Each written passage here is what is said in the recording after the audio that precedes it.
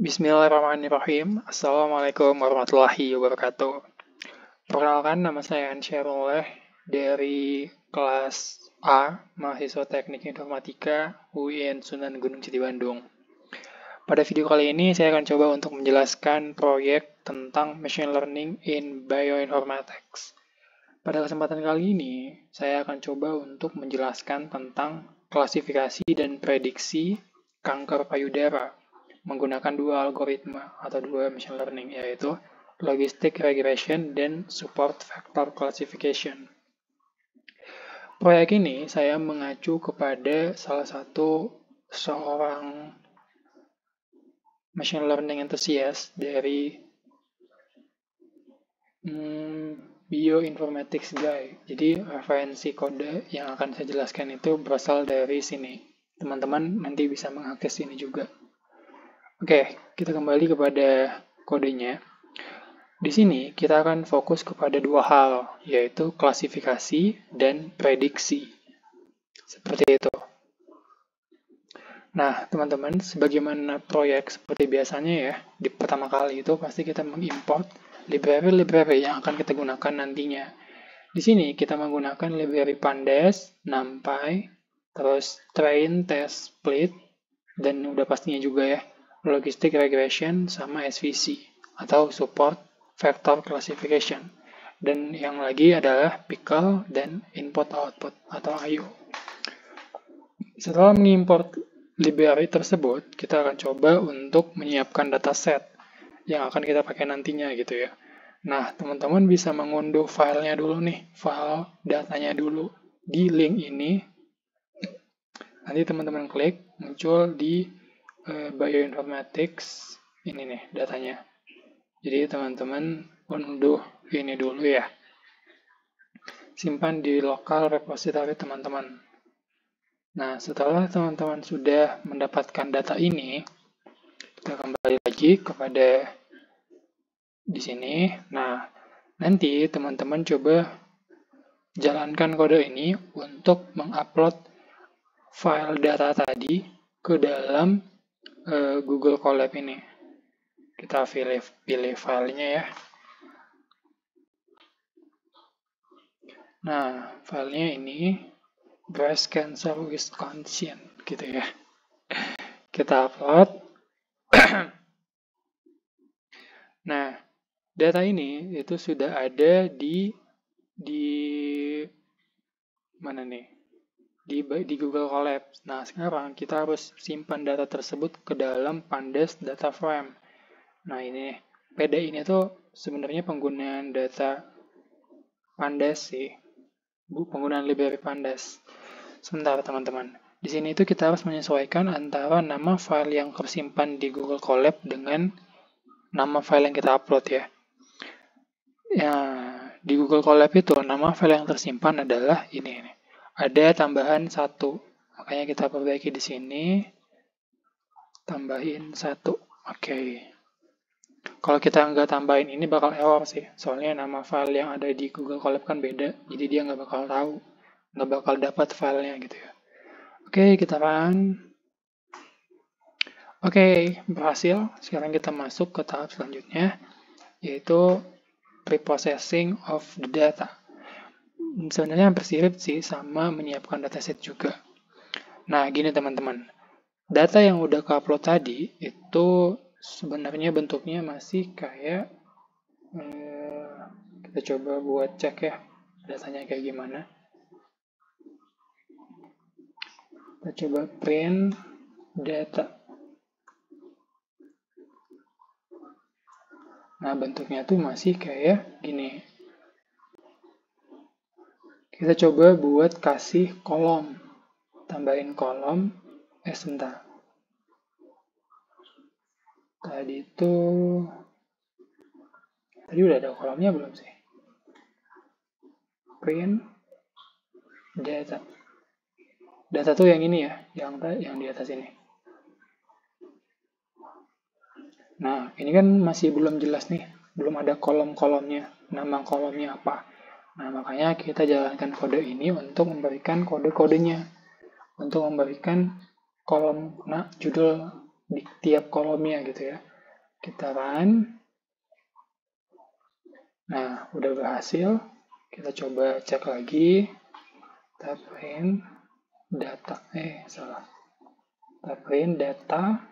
Nah, di sini kita udah dapat header-nya nih, tiap-tiap kolom. Dia bakal nyambung ke bawah, gitu kan. Nah, sementara di atas ini kan belum ada ya. Nah, itu dia. Jadi, ini di bagian data pre-processing of the data itu kita menyiapkan data untuk siap dipakai. Nah, teman-teman, setelah itu kita coba baca data kembali nih ke dalam file data.csv gitu ya. Ini tinggal di run aja. Nah, sekarang kita coba untuk lihat ya dari data ini, kolom ID ini sebenarnya itu nggak bakal dipakai. Jadi kita coba buat drop kolom ID-nya itu. Nah, jadi kita running ini data drop ID gitu kan. Terus kita bakal coba untuk handle missing value. Oke teman-teman, kalau misalnya kita coba, jadi dalam data.csv ini itu tuh masih ada bagian yang missing, nilainya tuh nggak ada. Kita coba cek ya, kita coba cek. Sini tulis cek missing value. Kita coba minta print terus data.head, kita ambil misalnya 20.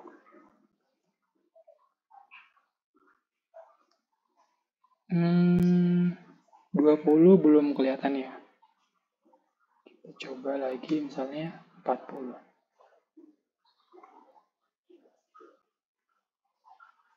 Nah ini teman-teman, ada value yang itu isinya tanda tanya nih ya, tanda tanya.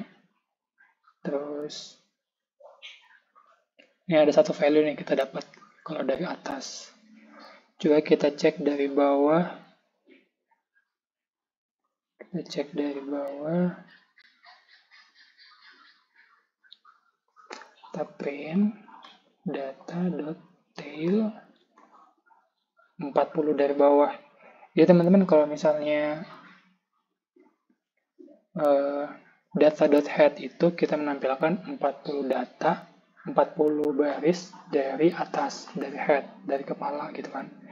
Nah, kalau dari tail ini kita menampilkan 40 data dari bawah. Coba kita cek ya. Nah, ada nggak sih missing value?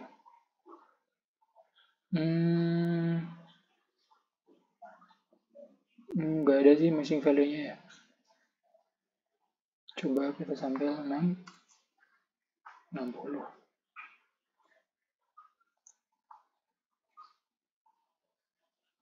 Oh, banyak banget.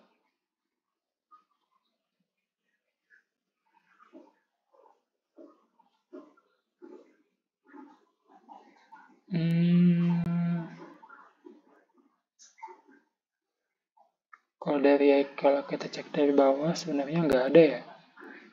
Tadi yang kita dapat itu cuma yang kita cek dari atas. Yang ini nih, ada missing value kan, 1.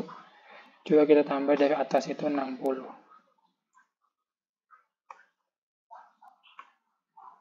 Ini kita coba hide dulu ya. Aduh, sorry.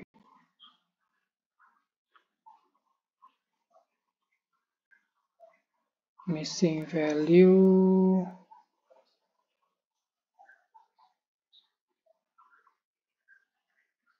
Oke, kita nggak nemuin lagi sih yang tanda tanya tadi. Ini ya, intinya tuh ini kan banyak ya barisnya. Kalau misalnya kita coba cari, akan banyak kita temui missing value yang tanda tanya ini. Tanda tanya itu kan nggak tahu ya angkanya berapa. Itulah yang disebut dengan missing value. Makanya kita coba untuk mengganti missing value ini dengan nilai ini negatif 9.000 sekian. Kita jalankan. Oke, berhasil. Kita coba lagi yang tadi. Kita coba lagi jalankan ya. 40. Harusnya udah nggak ada sih yang tanda tanya tadi. Nah, tanda tanya tadi itu udah keganti sama nilai ini.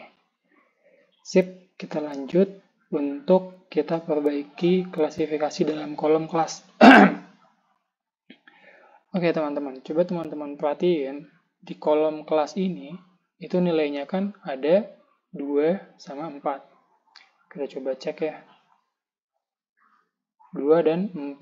Nah, kita pengen supaya kelas ini yang mengklasifikasikan itu menjadi 0 dan 1 aja. Nggak usah 2 sama 4. Kayak gitu. Kenapa harus kayak gitu? Karena dalam pengklasifikasian kanker payudara nanti, itu memang cuma ada 2, yaitu kanker payudara yang jinak sama yang ganas. Nah, kalau yang 0 itu berarti dia 0 itu dia jinak, 1 itu dia ganas kankernya ya. Kita balik ke atas, mana sih tadi? Nah, untuk mengubah itu, kita menggunakan fungsi ref_bin. Kalau misalnya nilai X atau nilai dalam kelas ini 4, maka diganti dengan 1. Kalau misalnya selain itu, akan diganti dengan 0. Kayak gitu. Nah, itu fungsinya ya. Ini fungsinya. Untuk menjalankan fungsi ini, kita ambil data dari kolom kelas. Nah, data kelas ini nanti di map pakai fungsi ref_bin. Maka akan diganti. Kita coba jalankan ya. Nah, benar kan teman-teman? Tadi kan di sini 2 ya, 2, 2, 2, di sini 4. Sekarang keganti menjadi 0, 0, 0, 0, 1.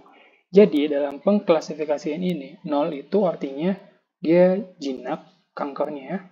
Kalau 1, itu berarti kankernya ganas. Ya gitu. Nah, sekarang, oh iya, sebenarnya ada opsional tambahan selain menggunakan fungsi ini, fungsi ref_bin. Kita menggunakan lambda. Cuma, teman-teman, ini cukup pilih salah satu saja. Jangan pilih keduanya. Karena itu akan merusak data yang tadi. Gitu. Udah bukan jadi 0 lagi. Jadi kalau teman-teman pakai fungsi ref_bin, fungsi lambda ini nggak usah dipakai. Oke, kita udah selesai untuk pre-processing data. Selanjutnya kita akan coba masuk di bagian features and label selection process. Jadi dalam pengklasifikasian nanti kita butuh dari X ini sama dari Y ini. Kita coba aja langsung jalankan. Nah, X-nya berhasil, Y-nya juga. Oke, berhasil ya. Nah, ini yang akan kita gunakan untuk mengklasifikasi nanti. Kita coba langsung masuk ke bagian training and testing the models. Kita bikin train test split dulu. Teman-teman coba jalankan ini. Kalau berhasil, nah berarti udah ya, berhasil. Ini kita hanya akan pakai untuk training dan testing the models. Models apa tadi? Logistic regression sama SVC. Kita coba cek dari isi apa sih isinya di X-train itu. Teman-teman bisa temukan ini, dan di Y-train itu teman-teman bisa temukan kode ini. Semuanya akan full dengan 0 dan 1. Oke teman-teman, sekarang kita masuk ke bagian intinya nih. Kita berusaha untuk mengklasifikasikan. Kita bikin model classifier. Nah, caranya teman-teman pakai SVC. SVC ini lebih lengkapnya bisa teman-teman cek di sini. Ini adalah support vector classification. Ini digunakan untuk mengklasifikasikan. Jadi untuk membuat classification models. Di sini ada sih tutorialnya juga yang lebih komprehensif. Jadi ini nih contoh-contoh kodenya. Ini kan kita import ya tadi ya. SVC kita udah import, sekarang tinggal dipakai. Nah, kalau kode yang dibikin sama Bioinformatics Guy ini, dia itu ini nih, langsung classifier. Aku coba jelasin dari sini aja ya. Nah, setelah kita membuat kelas variabel baru ini, kita coba bikin model baru, yaitu klasifikasi fit dari xtrain tadi. Xtrain itu yang ini, dan ytrain itu yang ini. Nah, nanti kita akan menghitung akurasinya dengan menggunakan fungsi ini, model.score. Jadi, yang parameter yang dimasukkan ke dalam score itu adalah x-test-nya sama y-test-nya. Jadi ada, tadi kan udah di-split ya, x-train, y-x-test, y-train, y-test gitu kan. Memang ada yang di bagian untuk training dan ada juga yang di bagian untuk testing. Kita coba running, kita mendapatkan akurasi sebesar 0,97 dan ini sangat gede sih, ukurannya sangat gede. Oke teman-teman, selain menggunakan SVC classifier, kita juga bisa menggunakan logistic regression. Logistic regression itu bisa teman-teman baca di sini ya. Ini salah satu dokumentasi dari logistic regression. Kalau kita coba jalankan logistic regression, hasilnya akan mendapatkan 0,98 dan ini juga sangat tinggi terhitungnya. Kita udah membuat dua model, yaitu model SVC dan model logistic regression. Sekarang kita coba untuk menyimpan dan loading the models. Nah, untuk menyimpan model tadi, kita pakai pickle. Pickle ini udah kita import tadi di bagian atas library-nya. Nah, kita menyimpan data ini sebagai logistic regression.m. Ini akan kesimpan filenya. Oke, kita coba untuk running. Nah, udah kesimpan. Nah, sekarang file yang kita simpan tadi itu kita loading lagi. Loaded model, pickle load, kayak gini. Oke, nah nanti model yang kita load tadi akan kita coba lagi untuk ukur akurasinya. Kita coba jalankan ya. Nah, tetap kita dapat hasil 98 yang sama tingginya kayak tadi. Nah, lalu teman-teman, kita coba untuk, ini kan tadi udah ya klasifikasinya. Sekarang kita coba untuk prediksi. Nah, sekarang kita bikin kelas dulu. Benik itu jinak, ganti aja ya. Jinak, malignan itu, ganas. Oke, kita run. Artinya kalau misalnya hasil, ini kan array ya, ini array ke 0, ini array ke 1. Kita ambil sampel 1. Sampel 1 ini, misalnya data dari yang kita ambil tadi itu adalah ini ya. Contohnya ini. Kan data yang kita ambil tadi yang ini nih. Oke, kita ambil sampel, misalnya ini nih, kita ambil sampelnya. Masukin ke sini, ini dia. Kita prediksi menggunakan model tadi. Kita bikin variabel baru, result, yang akan menyimpan hasil dari predict menggunakan model tadi gitu ya. Sampel, masukin ke sini, nah kayak gitu. Kalau misalnya kita running, dia akan menghasilkan ganas. Ganas itu berarti dari sampel ini, data sampel ini berarti kanker payudara dia itu ganas. Kayak gitu. Kita coba sampel yang kedua. Sampel kedua kita coba running. Nah, kalau ini dia jinak ya. Jinak. Selanjutnya sampel yang ketiga. Kita coba running. Ganas. Nah, ini dia ganas ya. Oke ya teman-teman, kita coba bikin contoh baru. Copy action. Ini sampel keempat ya. Nah, ininya kita ambil dari data tadi, contohnya aku mau ambil urutan 25. Ini nih. Ambil dari data yang ke sini sampai ke sini aja. Soalnya kan yang ini itu dia data kelas ya. Kayak gitu. Sementara yang ini dia data ID yang udah kita drop tadi. Kita coba ganti. Oke. Kita ambil ini 4. Oke, kita jalankan. Nah, berarti dia jinak. Hasil prediksi ini dia menghasilkan kata jinak. Berarti kankernya itu jinak gitu. Kayak gitu, teman-teman. Nah, berarti tadi kita udah coba buat mengklasifikasikan dan juga kita coba untuk prediksi. Sebenarnya orang yang dengan data ini itu, apakah kanker yang dia idam itu jinak atau ganas? Kayak gitu, teman-teman. Kurang lebih sekian yang bisa saya sampaikan tentang kode ini, tentang klasifikasi dan prediksi kanker payudara menggunakan logistic regression dan SVC atau support virtual classification.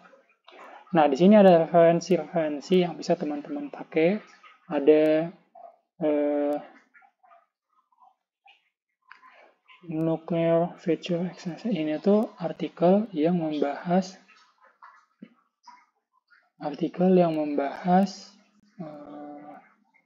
tentang kanker tadi, kayak gitu. Lalu ada juga dataset yang teman-teman bisa pakai nanti kalau misalnya mau running project ini. Nah, ini datasetnya. Ini udah lengkap sih di sini. Ada GitHub repository-nya juga. Teman-teman bisa ambil filenya langsung di sini. Ini ada referensi tentang logistik regression. Ada juga SVC classifier. Lalu yang terakhir ada tutorial di YouTube juga yang sangat lengkap ini. Ini udah lebih dari cukup sih. Oke, teman-teman.